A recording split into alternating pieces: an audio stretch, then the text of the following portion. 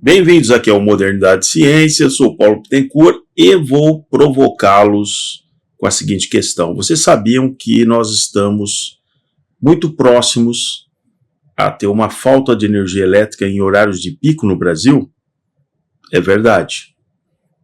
Fato apresentado pelo Operador Nacional do Sistema. Então acompanhe esse vídeo até o final.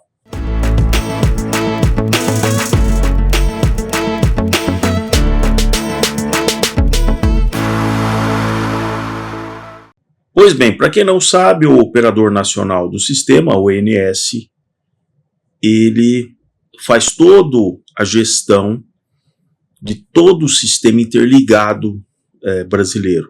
Desde aquele problema ali por volta de 2001 para 2002, onde a energia no Brasil ela estava muito segmentada, se passou a ter o Operador Nacional do Sistema, em que ele faz, através de linhas de transmissão, uma interligação, principalmente com a região norte, com a região sul do Brasil, onde você pode remanejar a energia disponível.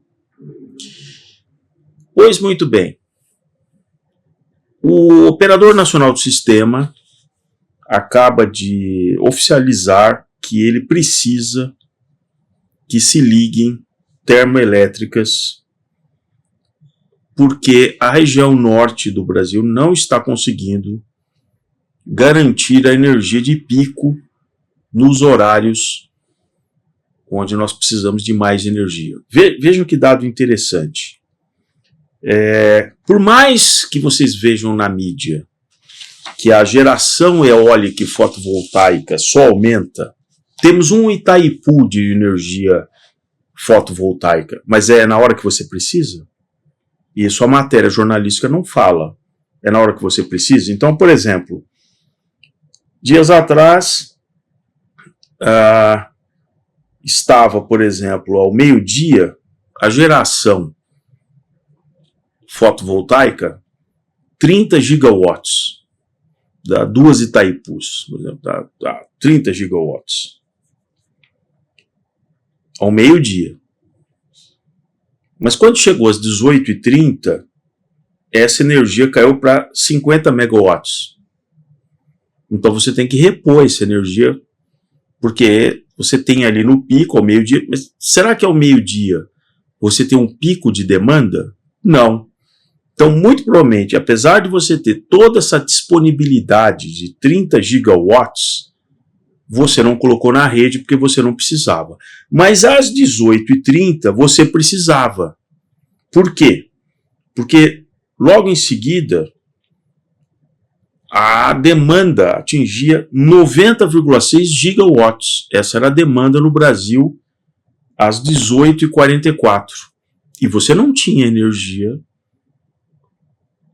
solar para suprir essa demanda. Vocês entendem qual é o problema? Que é um sofisma. O cara vende para você que é maravilhoso, energia do sol, renovável, tal, só que ela não entrega no momento que você precisa. Então, é uma energia que só serve para ser uma coisa suplementar. Só que no Brasil, grandes grupos, grandes fundos de private equity, pegaram essa coisa, pagaram muita gente para ficar falando toda essa groselha, e eles ganharam muito dinheiro, muito obrigado, montaram as fazendas solares, ganharam, depois venderam para outros e tal, e agora nós temos o problema, porque às 18h44 eu preciso, por exemplo, 90 gigawatts de potência, que não são essas fazendas solares. Você pode construir quantas fazendas solares você quiser. Você não vai conseguir suprir às 18h44 a demanda que nós precisamos, que é a demanda de pico. E nem as eólicas. Você teria que ter muita sorte para às 18h44 estar soprando um vento que suprisse os 90 gigawatts. Você entende o tamanho do problema? E a gente foi abandonando a construção de energia firme, como mostra essa matéria. Energia firme é nuclear, termoelétrica e hidrelétrica. Isso é energia firme. Ela consegue manter para você aquela energia 24 horas por dia, 7 dias por semana. Então, veja o tamanho do enrosco que a gente se meteu. Porque fomos sempre, Muita gente ganha dinheiro, muito marketing, muito ONG, tem muito dinheiro sendo investido nisso para fazer você acreditar que as energias renováveis é a solução para o Brasil. E não sou eu que estou dizendo. O Operador Nacional do Sistema está pedindo que grandes termoelétricas, né, a gás e a óleo combustível entrem em funcionamento, que se não for assim, quando chegar o mês de outubro de 2024, nós estaremos no osso. Vamos ter consumido toda a reserva disponível, que ainda não vai ter voltado a chover e tal. No passado, havia uma certa regulação entre o norte e o sul, porque foram sendo construídas usinas hidrelétricas no norte e no sul.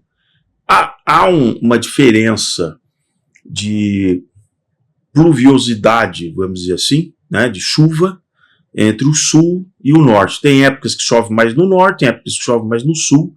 Então, havia uma certa conexão, onde você, por exemplo, se havia muita água no norte, ainda que as usinas hidrelétricas do norte não tivessem a mesma capacidade de reservatório do que do sul e sudeste, elas produziam essa energia no pico ali da capacidade e enviavam essa energia para o sul e sudeste.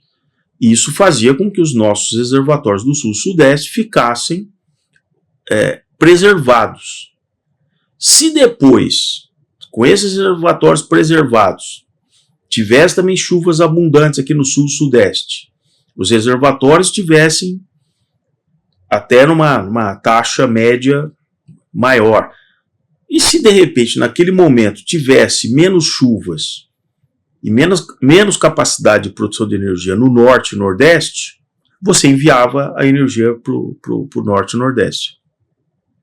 Com essa inclusão das eólicas fotovoltaicas e com a interrupção de construção de grandes hidrelétricas de reservatório, por questões simplesmente dos bichinhos da floresta e tal, agora nós vamos pagar o pato. As 3 usinas ali, Santo Antônio, Jirau, né? Santo Antônio, Jirau e Belo Monte, estão produzindo hoje uma quantidade de energia abaixo do que se esperava, porque elas são fio de água.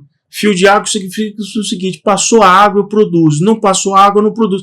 Eu não reservo água, apesar de eu ter uma quantidade enorme no Rio Xingu, no Madeira. Mas não podia. Por que não? Porque as terras, ai meu Deus e tal. Então veja o erro estratégico de mais de uma década que está agora ficando claro nesse comunicado do Operador Nacional do Sistema. Nós não temos energia suficiente para os horários de pico no Brasil. E isso porque ainda a gente está crescendo na faixa ali de 2 a 2,5% do PIB. Nós não temos a menor capacidade de crescer 3, 4% do PIB, porque isso demandaria mais energia, etc. e tal. Então, coloquem sempre essas questões para aquele ambientalista fofo que vem te falar groselha. Porque ele não vai falar das consequências de você não extrair toda a energia que você precisa desses meios. Como eu fiz um vídeo que eu vou deixar aqui, para quem não assistiu, numa live que eu falo da questão da Angra 3, que poderia colocar no sistema 1,4 gigawatts de energia firme. A energia de Angra 3 não é vagalume, não é como essa de fotovoltaica, que hora você tem e às 6 da tarde você não tem, né? Então fiquem atentos com relação a isso. Esse discurso fofo ambientalista, né, ele só está a serviço de muita gente lá de fora do Brasil que ou quer vender equipamentos aqui, como foi para Belo Monte, né? A empresa alemã que vendeu as turbinas de fio de água está muito contente. Ela vendeu, apesar de ser uma usina simplesmente ineficiente, né? De Santo Antônio também, né? Então fiquem atentos com isso, né? Esse papo, ele é muito fofo de um lado, mas você fala assim, mas qual é a consequência do papo fofo? O papo fofo é que você não vai ter toda a energia elétrica. E é bem capaz que vai ter muito jornalista, muito assim, mas veja como isso pode ser bom para você.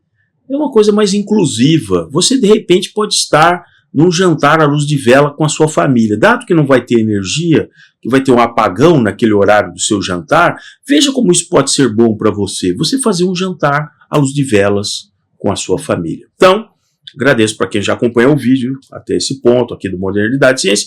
Coloque o joinha, é importante aqui para o canal. Coloque o sininho para receber os próximos vídeos e se inscreva no Modernidade e Ciência.